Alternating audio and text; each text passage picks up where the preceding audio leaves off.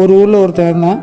அவனுக்கு நைட் நேரம் பசிக்குது. சாப்பிட்லான்னு பார்த்தா ஒன்றும் இல்லை. நாய்க்காக வச்சிருந்த ஒரு 8 பிஸ்கட் தான் இருக்குது.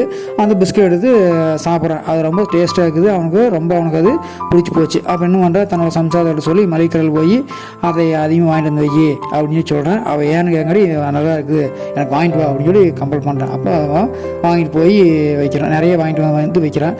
இதையெல்லாம் என்னடா இந்த பொண்ணு மட்டும் அதிகமாக பிஸ்கட் வாங்கிட்டு போகிறாள், நாய்க்கு பிஸ்கட்டு அப்படின்னு சொல்லி போட்டு அந்த மளிகை கடைக்காரர் இருந்துட்டு, உங்களோட வீட்டில் இருக்கிற சின்ன நாய்க்கு இத்தனை பிஸ்கட்டா, எதுக்கு எவ்வளோ பிஸ்கட் வாங்கிட்டு போகிறீங்களோ கேட்குறாரு. யார்? மளிகை கடைக்காரர். இது எங்கள் வீட்டில் இருக்கிற நாய்க்கல்ல, என்னோடய வீட்டுக்காரருக்கு, ஹஸ்பண்டுக்கு அப்படின்னு சொல்லி அந்த பொண்ணு சொல்கிறேன். இது வந்து நாய்களுக்காகவே ஸ்பெஷலாக தயாரிக்கிறாங்க.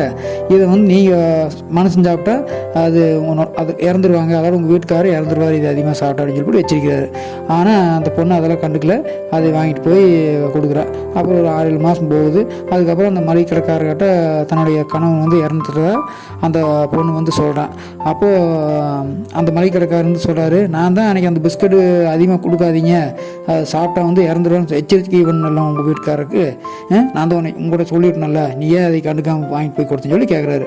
ஐயோ, அவர் பிஸ்கட்டெல்லாம் சாப்பிட்டு இறக்கலிங்க, அந்த பிஸ்கட்டை சாப்பிட்டதுக்கப்புறம் ஓடோன்னு ஓடுறக்க ஆரம்பிச்சிட்டாரு நாய் மாதிரி. அப்படி காரு பைக்கு இது போனாலும் துரத்துக்க ஆரம்பிச்சிட்டாரு. அப்படி துரத்தும் போது அடிபட்டு அவர் இறந்துட்டாரு அப்படின்னு சொல்லி அந்த அம்மா சாதாரண சொல்லிச்சா. இந்த மளிகை கடைக்காருக்கு என்ன சொல்கிறதுன்னு தெரியாமல் நின்னாராம். கதை கேட்ட உள்ளங்களுக்கு நன்றி.